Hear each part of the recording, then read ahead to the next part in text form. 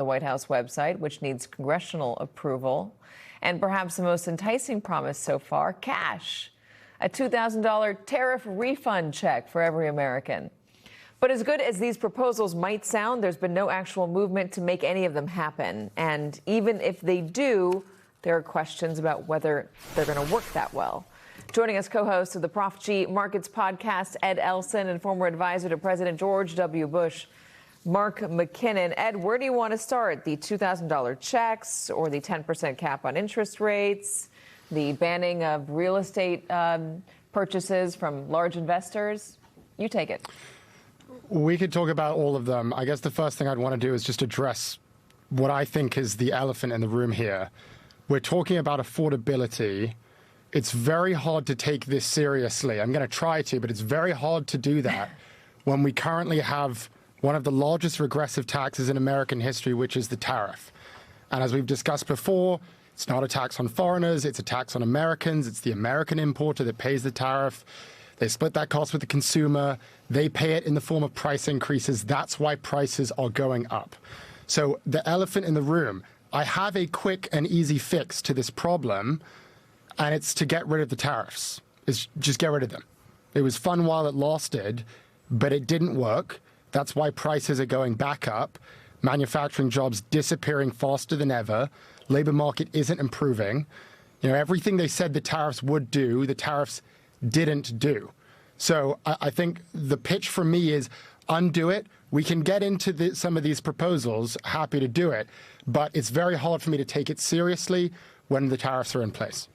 But is that what the American public is seeing as well, Mark? I mean, is the feeling from the American public not, yay, I'm going to get a $2,000 check, and more, I'm tired of these tariffs. If you roll back these tariffs, everything is going to be more affordable? Well, first of all, Katie, I think it's clear that given all this activity from the Trump administration on this front, that it's not a hoax. This is very real. And let me just tack off what Ed was saying. I mean, Donald Trump is replicating an economic experiment that was last used in the late 1800s.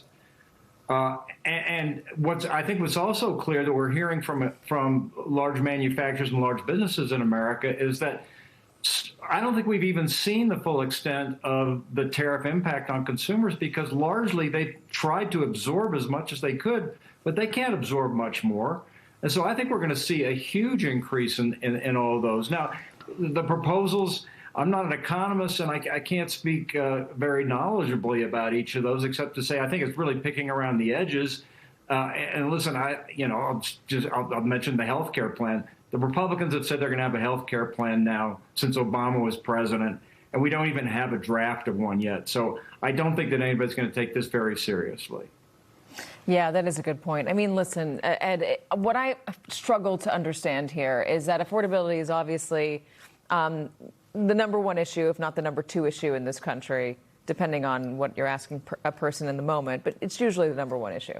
And the number one way to get it done is for Congress to reassert their authority on tariffs, maybe, or for the president to realize it was a mistake, but then also to try to fix the major problem of health care and the loss of that Obamacare subsidy. It's an easy thing to fix with a vote, and Republicans who are potentially facing losing their seat are not getting behind a vote on it. I don't really understand the politics of that. The strategy doesn't make sense.